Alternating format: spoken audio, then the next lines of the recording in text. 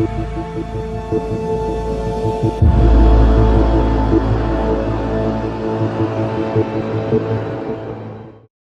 viewer, good evening and welcome to Current Issue. With me tonight, our senators from Michigan, Senator Gary Peter. Senator Peter, welcome again to MEA. Always great to be with you, Wally. Thank you. I know we have short time. I know you are very busy in DC, but we have few questions for you. If you could answer it in short, please. Tell us about the Census 2020 and your effort with the Commerce Secretary to make it more beneficiary to all the ethnic minority, including the Arab American. Well, the census is incredibly important for the country and for all of our states and the regions around the country.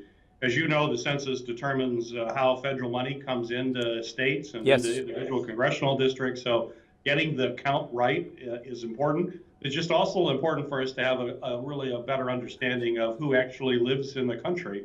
And that's why I've been pushing to have a designation for folks from the Middle East, so that we actually know how many folks we have, Arab Americans and folks of Middle Eastern descent in the United States. That will be very important when it comes to funding issues and to making sure the community gets the resources that it deserves. Unfortunately, the Secretary has chosen not to use that designation for the census coming up. We've been pushing it very hard, and we're going to keep working. We may have an opportunity still, but it's been a frustrating journey, but we're going to continue to move forward until we get it done. Thank you so much. You've been our voice in DC. Senator, I know you as a part of Armed Service Committee, you visit Afghanistan, Iraq, and Kuwait. Can you highlight especially the visit to Iraq and Kuwait, highlight your activities there?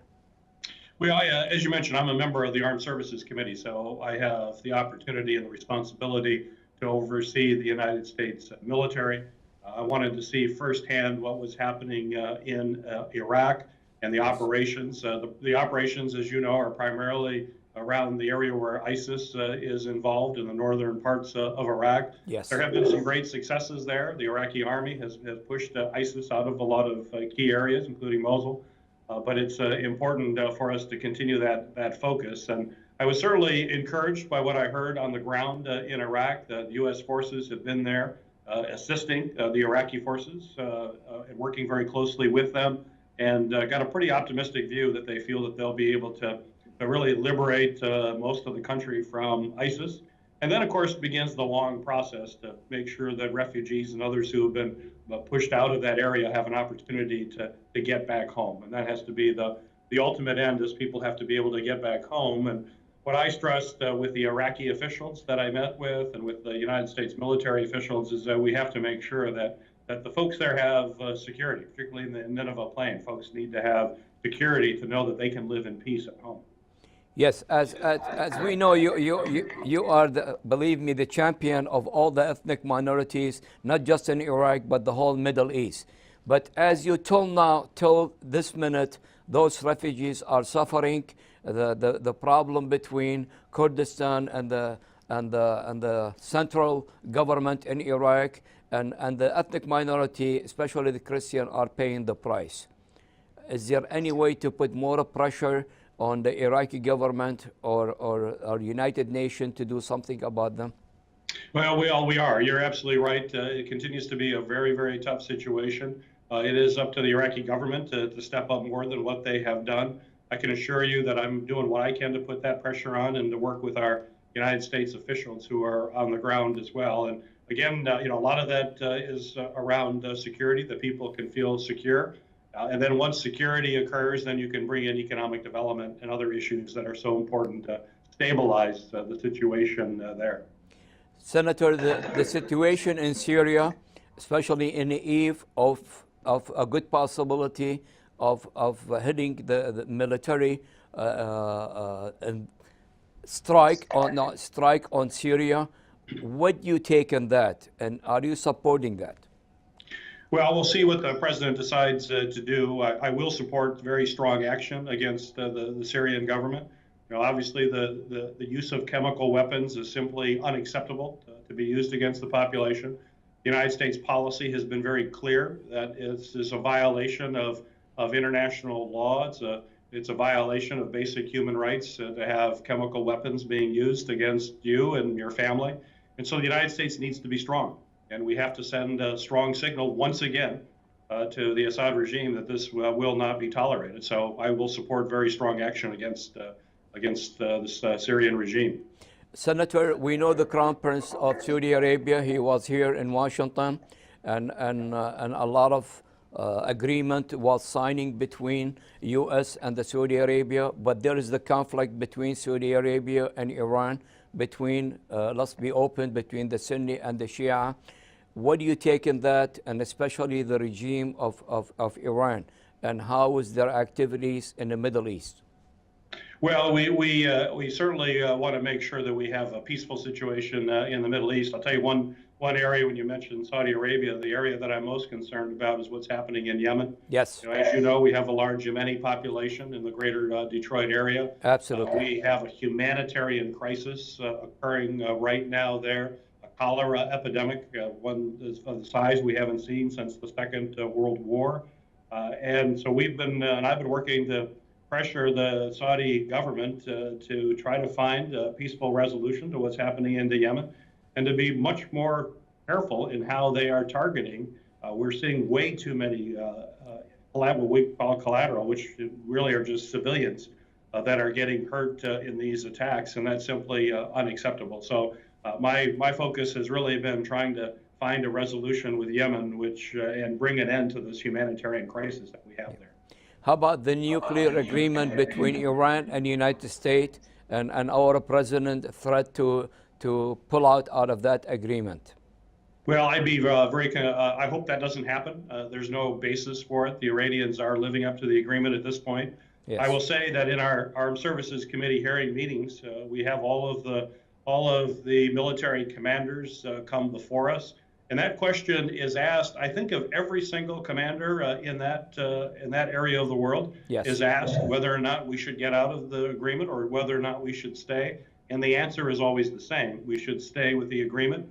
Right now, Iran does not have nuclear weapons. They're abiding by the agreement according to the IAEA, which is the UN authority that is overseeing the agreement. Yes. And the advice we're getting from our military folks, the U.S. military folks who are on the ground, is that we should stay with the agreement. Okay. In the north of Syria, and we're talking about Turkey and the Kurdish and Afrin, and what's the situation? I mean, you guys been supporting the Kurdish minority in Iraq and Syria, and now Turkey is taking a major offense against the minority in north of Iraq and Syria. What you take on that? I'm very concerned about that. You're right. The Kurdish minority has been one who's been a strong ally of the United States, as you know, Wally. Absolutely. It's come to standing strong, and particularly in the regions with the Chaldean population. The Chaldean population has looked to the Kurds for a great deal of support. Yes. And to have the Turkish government engaged in these activities against Kurds are simply unacceptable. And in D.C., I know there is a lot of activities, and today Speaker Paul Ryan decided not to again. I mean, there's a lot of change in administration and a lot of activities. What do you take in that, Senator? I mean, well, I see D.C. is not as stable today. It doesn't. It certainly isn't, and it's the Trump administration. You know, it seems as if President Trump has a hard time holding on to people in the administration. Yes. We've got a lot of folks leaving. They're being fired. Yeah, I think you could say the administration right now is one surrounded by chaos. And Absolutely. you can't run the United States with having the President of the United States and the people around him in chaos. It makes life very difficult for not just those of us here in Congress, but for the whole country. There needs to be greater stability. We're not seeing that with the administration, and it's causing a lot of issues for us. Okay, taken in that, what do you think about the midterm election, and how is the Democrat preparing? I believe they might gain the control of the House and the Senate, both. So what's your take in the midterm election? How are you seeing it? Well, I do believe we'll have a very strong Democratic turnout for the midterm elections. That may be a reason why Paul Ryan resigned today, too. I think he may see the writing on the wall. I think and the reason for that is just the people in the United States are very concerned about the Trump administration. They're concerned about the chaos we're seeing, something we just talked about. There seems to be no real direction, no real focus to the administration, and people are not happy with that. And I think folks will turn out in very large numbers in Michigan to vote in November. I'm certainly seeing a level of engagement and excitement that I have not seen for many, many years. Absolutely, yeah. One more last question, Senator. I know you are busy. The immigrations, and in Michigan especially, as you know, we are multi of all ethnic minority, and the Arab American, Middle Eastern American is part of it, and they're suffering from that immigration laws, and there is the deportation, and a lot of family concern about that. Can you give me your take on this, please? Well, we need to have comprehensive immigration reform in our country. There's no question about that. Unfortunately, going back to President Trump, he has not been supportive of any kind of immigration reform. As you know, even dealing with younger folks who are DACA, these are young children that may have come here Yes. to our country when they were children and came with their parents. President Trump wants to basically force those children out of the country.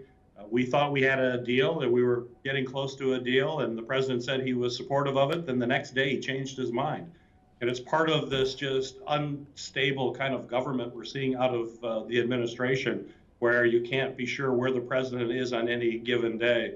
But I think I'm certainly focused on comprehensive immigration reform. We have to be focused on what has always made our country great, which is the fact that people from all over the world have come to our country legally and have immigrated to the country legally because they want to pursue their version of the American dream. And we see that certainly in the Middle Eastern community and in Michigan, where we have folks who've started businesses, who are professionals, who work hard every day, who love and cherish their families and are good American citizens. And it's part of why the greater Detroit area and the whole state of Michigan is as vibrant as it is because of folks who have come from around the world to make their life in Michigan. So we've got to continue to focus on that. It's a core value of who we are as Americans, and I'm going to keep fighting for it every day.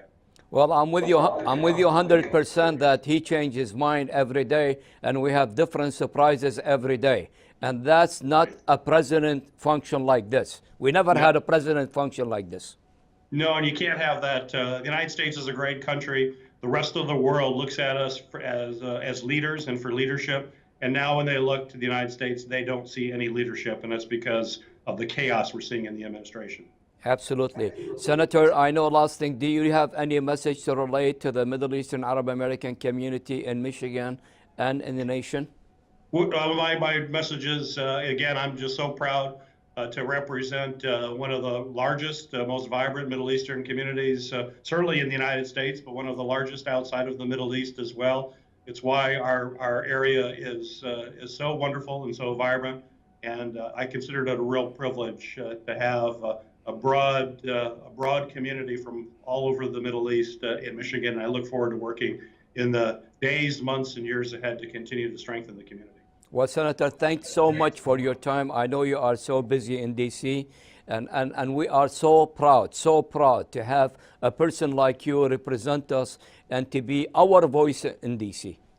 Thank you so much, Wally. You have a great day. Thank you. Dear viewer, that was my interview with our senator from the state of Michigan, Senator Gary Peter from Washington. Thanks for watching and hoping to see you next time. Good night.